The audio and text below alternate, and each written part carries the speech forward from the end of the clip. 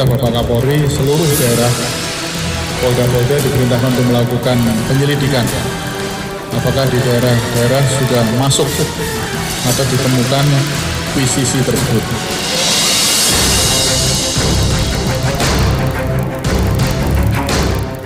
Dan kita akan membahasnya dalam segmen dialog. Saat ini saya sudah bersama dengan Dr. Marius Wijayarta, Ketua Yayasan Pemberdayaan Konsumen Kesehatan. Selamat malam, Dok. Apa kabar? Baik. Baik ya. Oke, baik, kita bicara mengenai miris nih, Indonesia dikatakan sebagai produsen obat PCC. Kalau tidak salah di tahun 2013 sebenarnya ini sudah ditarik izin edarnya, begitu ya, Dok ya? Betul. Dan dari distributor resminya. Ya, pokoknya yang punya merek dagangnya surat izin edarnya sudah ditarik. Ya. Okay. Khususnya Karisoprodol, grupnya Karisoprodol ini sudah ditarik. Okay. Artinya yang sekarang beredar ini memang murni yang baru atau dari yang sisa 2013 ini tidak semuanya ditarik misalnya atau dicampur? Terus terang ya, ini gelap ya. Karena bukan tidak mungkin, bahan bakunya kan gampang didapat dari luar negeri, ya.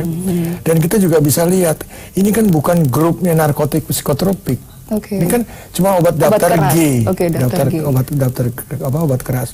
Nah, dengan kondisi seperti ini kan terus terang, cuma ini kan penyalahgunaan. Padahal obat-obat tersebut kalau digunakan dengan biasa nggak ada masalah itu, cuman ini kan ada salah penggunaan.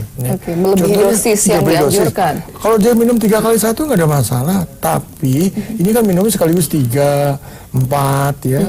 Nah inilah side effect yang begini yang kita tidak harapkan. Dan saya juga heran ya, kenapa kok sekarang ada beberapa obat ya yang sebetulnya kalau digunakan dengan tepat, tapi kalau disalahgunakan nggak boleh beredar, itu lebih repot lagi saya. Contohnya misalkan obat batuk dextromethorphan ya. Itu kalau batuk kering ya ampuhnya ya itu ya. Terus tramadol kalau sakit hebat ampuhnya ya itu. Terus misalkan tiopilin kalau orang sesek itu juga ampuhnya itu. Yang penting kan tidak overdosis, penggunanya tepat. Nah, kenapa bisa terjadi seperti ini? Karena di Indonesia tuh yang mengatur masalah undang-undang obat tuh itu undang-undang zaman dulu, zaman Belanda. Tidak mengikuti perkembangan yang sekarang. Yaitu Undang-Undang Stablet 419 tahun 1949. Saya aja belum lahir. Nah, jadi dengan penggolongan seperti ini harusnya sudah dirubah. Jadi Kemenkes yang sebagai regulator dia harus merubah sesuai dengan zaman. Cukuplah dibagi 2 golongan saja. Satu obat tanpa resep dokter, satu lagi obat dengan resep dokter. Nah, habis itu barulah mulai dari produksinya sampai distribusi diawasi dengan benar. Selain itu juga perlu yang namanya kita tahu kan kalau kesehatan ada promotif, preventif, kuratif, rehabilitatif. Untuk promotifnya ini supaya masyarakat tidak menyalahgunakan itu harusnya ada namanya green consumer dari mulai awal anak-anak kehidupan tuh sampai dewasa diberitahu ya. Ini loh yang boleh dikonsumsi kalau sakit istilahnya. Artinya tidak semata-mata misalnya lagi aduh merasa pegal apa segala langsung mencari obat gitu. Jadi, sehingga akhirnya mencari yang obat keras. Di sini perlunya sosialisasi swamedikasi obat tanpa resep dokter. Dan sifatnya jangan nunggu kayak begini dulu. Terus rutin. Kita bisa lihat teori komunikasi kan. Orang melihat dulu, mendengar, mencoba, habis itu mengadop, terakhir terjadi perubahan perilaku. Harusnya perilaku inilah yang harus dirubah. Kalau ini kan cuma seperti apa ya? Ada kasus kayak kebakaran, masuk angin langsung minumnya obatnya apa gitu ya. Sebenarnya tidak gitu, perlu harus overdosis. Udah gitu dicampur-campur, saya nanya aja ya. Dan saya heran ini bukan narkotik psikotropik. Ya harusnya polisi juga lebih aktif ya dengan Badan POM. Karena sebetulnya udah ada inpresnya sendiri loh. Impres untuk pengawasan bersama. Jadi ada divisinya di Badan POM ya. Terus ada 9 kementerian, ada 1 PMK, kepala Badan POM. Nah, di sini Impresnya Impres nomor 3 tahun 2017 ditandatangani oleh Pak Presiden 10 Maret 2017. Kemarin waktu saya bicara di salah satu stasiun TV swasta, saya tanya juga sama Ibu Kepala Badan, Bu, ini nyangkutnya di mana? Ini kan diperlukan, katanya nyangkutnya di Menpan. Kalau saya kan aneh, instruksi Presiden, kok bisa pakai nyangkut-nyangkut ya? Ini instruksi kan segera harusnya. Ini ya. Baik. Jadi ada masalah pengawasan begitu sehingga akhirnya seperti obat-obat yang harusnya resep dokter tadi, obat G ini dijual bebas, bahkan ada yang masih memproduksi padahal sudah ditarik izin. Bisa aja bahan bakunya bebas kok, bukan narkotik psikotropik. Dan tadi Dr. Marius mengatakan sebenarnya mudah untuk membuat PCC ini. Tapi apakah bahan bakunya mudah juga diperoleh di Indonesia? Ini kalau ada bahan lokal gitu atau impor? Karena tadi kalau nggak salah dari impor ya. Indonesia tuh belum membuat bahan baku ya. Memang ada Inpres nomor 6 itu ada nanti, tapi belum terjadi itu Inpres nomor 6 2016 itu harus membuat bahan baku. Tapi sampai sini impor semua tuh rata-rata. Bahkan tadi yang dari Batam sekitar 10-12 ton. 12 ton infonya, tapi nggak jelas tuh tangkapan bea cukai itu kemana ya. Saya juga mempertanyakan, harusnya diumumkan ya, larinya kemana ya. Kita juga nggak tahu nih, kok bisa terjadi seperti itu ya.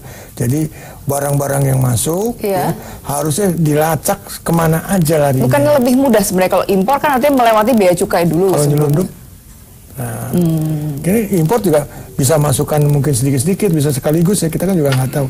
Karena masalahnya obat ini atau misalnya di kamuflase seakan-akan itu adalah bentuk obat yang lain. Karena kan bahan bakunya bisa untuk macam-macam. Daftar G biasa kayak paracetamol, kafein kan. Paracetamol bisa untuk obat macam-macam, analgetik, analgetik, antipiretik ya, untuk panas segala macam. Kalau yang carisoprodol ini selain untuk cuma masker relaxan ya, itu bukan narkotik psikotropik ya. Dan banyak kayak tramadol bukan narkotik psikotropik ya.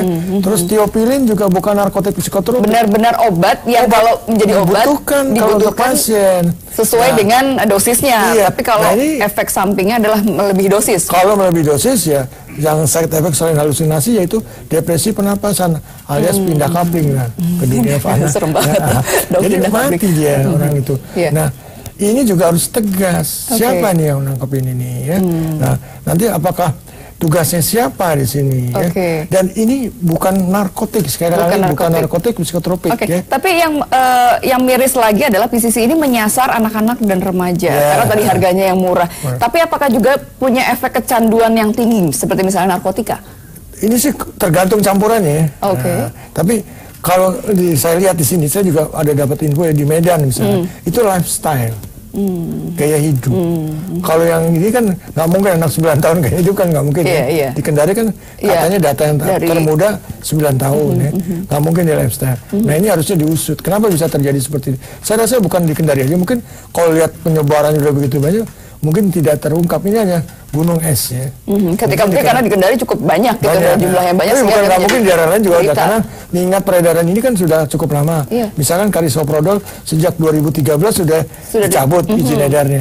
Artinya dari 2013 sampai 2017 bukan hanya di Kendari kalau menurut saya ya, karena cukup signifikan ya, panjang begitu. Udah dilarang. Sebelum 2013 pasti udah ada. Sudah ada ya. Nah ini juga harus diwaspadai. Dan kalau misalnya tadi diproduksinya mudah, apakah yang memproduksi ini bisa misalnya setara home industry atau bisa gampang kok, apalagi kalau cuman rumah tangga bisa. Apalagi semudah itu gitu dok, karena mendapatkan bahan-bahan yang mudah juga. Kalau dia bisa ada jaringannya kan bisa juga, gampang itu. Kan paling beli mesin cetak berapa sih mesin cetak, cuma campur sendiri kayak beli orang buat kue aja, tinggal masukin di press gitu. Ini lebih bahaya lagi karena tidak tahu takaran. Dia suka-suka dia. Ya, pokoknya di sini karena home industry. Ya, kalau home industry kan susah. Kalau produsen gampang, ada kelihatan ada kegiatan. Kalau dia yang memproduksi mungkin sehari 50, 100, kan nggak kelihatan. Kayak orang beli buat kue kan nggak kelihatan. Kalau paracetamol kita bisa terima beli di mana-mana, kafein juga bisa. Carisoprodol kan juga kalau dia bisa tahu jaringan kan bisa dapat juga. Apalagi tramadol juga kan pernah juga mencuat ya. Nah, ini harusnya apa tadi itu? Ya tadi saya katakan. Apa yang bisa dilakukan kalau tadi bahan bakunya mudah diperoleh, akhirnya masuk ya mungkin dengan penyedupan dan segala macamnya gitu, tapi dan juga mudah dibuat dengan begini, apa yang bisa dilakukan supaya mencegah artinya tidak terulang lagi kan? Ya sasarannya adalah anak-anak dan remaja. Kalau menurut saya undang-undang yang tadi saya katakan hanya dibuat 2 aja. Yang undang-undang zaman Belanda tinggalkan. Kita pakai cuma 2 ya. Satu itu tugas Kemenkes, obat dengan resep dokter. Satu lagi obat tanpa resep dokter ya. Jadi lebih memudahkan. Habis itu sosialisasi swamedikasi obat tanpa resep dokter ya. Mulai dari awal dan sosialisasi berkesinambungan terus jangan nunggu musim-musim berita-berita hangat nanti habis itu hilang lagi percuma. Jadi dari awal itu menurut saya gitu. Dari awal. Terima kasih Dr. Marius telah bergabung sama kami.